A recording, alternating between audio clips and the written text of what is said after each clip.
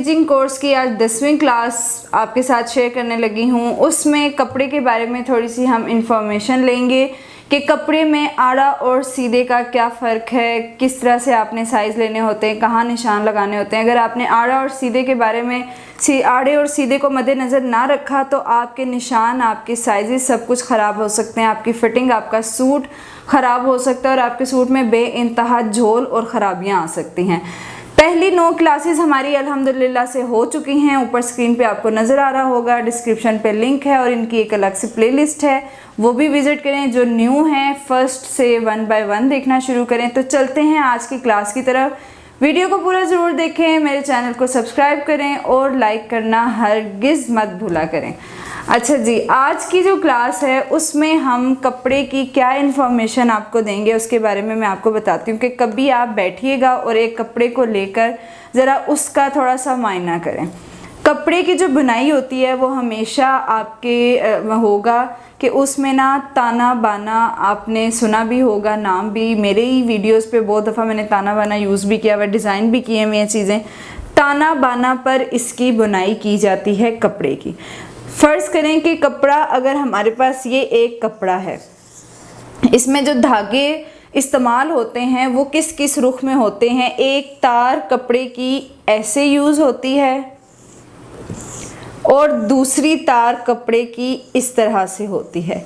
ये इतने कंजस्टेड होते हैं कि आपस में जुड़ के एक कपड़े की शेप आ जाती है। मैंने तो ये ज़रा खुला सा किया ताकि आपको पता चले कि कपड़े की बुनाई किस तरह से होती है। कपड़े की बुनाई इस रुख पे और तार की इस रुख पर होती है, जिसको कहा जाता है ताना और बाना। अब इसमें मोटे कपड़ों में, पतले कपड़ों में फ़र्क सिर्फ ये आ जाता है कि कहीं डबल ताना बना होता है, कहीं ट्रिपल ताना बना होता है और कहीं सिंगल ताना बना, ज़्यादा यही वाला मेथड यूज़ होता है। अब इसमें हमने बड़ा ध्यान रखना होता है कि जो आपकी ये जो आपकी सीधी तारें आ रही हैं, यानी सीधा जो ताना का रुख है, जो कपड़े के ताना का रुख है, इसी पर हमेशा एक परफेक्ट ड्रेस स्टिच हो सकता है, जबकि इस रुख को आड़ा रुख कहा जाता है। अक्सर आप लोगों ने ड्रेसेस देखे होंगे कि वो आड़ी शेप में उनकी कढ़ाइयाँ हुई होती हैं, जो कि आपके ड्रेस ख़राब करते हैं। यानी कि वो कढ़ाइयाँ जब होती हैं, आड़ा ही कपड़ा हमें स्टिच करना पड़ता है और उसमें हमें फिर बड़ा मसला होता है, हमें साइज़ खुले रखने पड़ जाते हैं और वो फिटिंग कभी बैठती नहीं है, कमीज़ हमेशा फिर जाती है। अब ये कपड़े में थोड़ी सी मैं आपको मिसाल देती हूँ कि जैसे कि आपके पास एक शर्ट का कपड़ा है, आपने एक शर्ट का कपड़ा रखा है, हमेशा कपड़े के साइड पे एक कनी होती है, जिसको हम एक कनी कहते हैं, यानी एक कॉर्नर्स। ये आप साइड देखें कि उसकी ना इस तरह से साइड होती है, उससे हम बहुत अच्छे से अंदाज़ा लगा सकते हैं कि हमने अपनी शर्ट की कटिंग इसी रुख पे रखनी है, यानी ताने के रुख में रखनी है। कभी भी बाना के रुख पे कटिंग हमने नहीं रखनी, वो आ जाती है हमारी आड़ी कटिंग।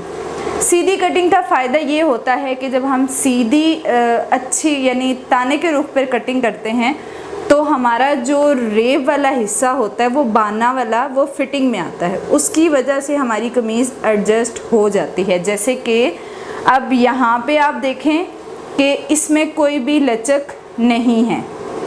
जब हम इसको ताने के रुख में कपड़ा खींच रहे हैं तो इसमें कोई लचक नहीं है, जबकि हम बाना के रुख में कपड़े को खींचेंगे तो इसमें आप ये देखें कितनी लचक आ रही है। इन लाइंस के साथ आपको फील हो रहा होगा कि ये कितनी लचक है। इसलिए हमेशा बाना का रुख फिटिंग में रखते हैं। अगर आप बाने के रुख से कमीज़ को बनाते हैं, मतलब इस तरह आड़ी कमीज़, अगर आप आड़ी कमीज़ बनाते हैं तो आपकी कमीज़ कभी भी ठीक नहीं बन सकती, आपकी फ़िटिंग ख़राब हो सकती है, आपका घेर ख़राब हो सकता है, इवन आपकी कमीज़ फिरती रहती है हर वक्त। जब आप कपड़ा पहनते हैं तो आपकी बॉडी पे कभी भी सेट नहीं आती। अब ये मैंने आड़ा कपड़ा रखा है, जब आप यहाँ से गला बनाते हैं, ये आपकी फ़िटिंग आ गई, ये वेस्ट हिप, ये आपकी लेंथ आ गई। तो अब आप देखेंगे यहाँ से ऑलरेडी किस तरह ये झोल आ रही है। जब आप कमीज़ इस्त्री करेंगे, पहनेंगे, तो ये देखें, ये आपको शेप कितनी ख़राब नज़र आ रही होगी। ये सारे मसले मसाइल आड़े कपड़े में आते हैं। और अगर आप कपड़े का रुख बिल्कुल एग्जैक्ट रखते हैं, लंबाई की तरफ से आड़ा नहीं रखते हैं, तो ये देखें कि आपका कपड़ा बिल्कुल सीधा आएगा। यहाँ से आपके कपड़े को कभी भी झोल नहीं पड़ेगी। और अगर इस तरह से आपके कपड़े में झोल आएगी तो वो फिटिंग में एडजस्ट हो जाती है। कपड़ा ज़्यादातर जो सीधा सिलाई हुआ होता है वो आपकी जो थोड़ी बहुत कमी पेशी होती है साइज़ में, वो इस झोल की वजह से, इस फ्लेक्सिबिलिटी की वजह से एडजस्ट हो जाती है। अगर ये फ्लेक्सिबिलिटी आप लंबाई की तरफ रखते हैं तो फिर आपकी कमीज़ बहुत बुरी तरह ख़राब हो सकती है। आड़े कपड़े के बारे में इंफॉर्मेशन देने का आपको मकसद ये था कि जब आपने अगर आड़े कपड़े में ट्राउज़र बनाया है, कमीज़ बनाई है, बाजू तक अगर आपने आड़े कपड़े में रखे हैं तो आपके लिए बहुत मसला हो सकता है। ट्राउज़र हमेशा जल्दी फट जाएगा, उठते बैठते आपको बहुत मसला होगा। कमीज़ अगर आड़े कपड़े में आपने सिलाई कर ली है तो आपकी कमीज़ हमेशा किसी एक तरफ फिरती रहेगी, किसी एक तरफ कमीज़ ना जाती रहेगी, ऐसे होती रहेगी बार बार, आपको फिटिंग में प्रॉब्लम आएगा, हालांकि वो फिटिंग आपके हिसाब से होगी। और स्लीव्स में तो सबसे ज़्यादा मसला होता है कि स्लीव में जब आप कोहनी से बाजू को मूव करते हैं, कहीं ज़ाहिर सी बात है लड़कियों के काम होते हैं इतने, जब बाजू ऊपर नीचे होती है तो तब भी इतना खिंचाव आता है, वो आपको मज़ीद टाइट होती रहती है जैसे जैसे आप ज़्यादा मूवमेंट करते हैं। आड़े कपड़े का नुकसान ये होता है। उसके बाद अक्सर लड़कियां ये कहती हैं कि भाई एक सूट तो हमने सही सिलाई कर लिया, दूसरा सूट उसी साइज़ पर ख़राब सिलाई हुआ। वो क्या वजह है? वो आड़ी वजह है। अब जैसे कि आपके पास एक प्रिंट आया है और उस प्रिंट पर पत्तियाँ बनी हुई हैं, फ़र्ज़ करें कि आपके पास कोई प्रिंट है और उस प्रिंट के ऊपर फूल बने हुए हैं, वो फूल अब बने हुए ही आड़ी शेप में हैं।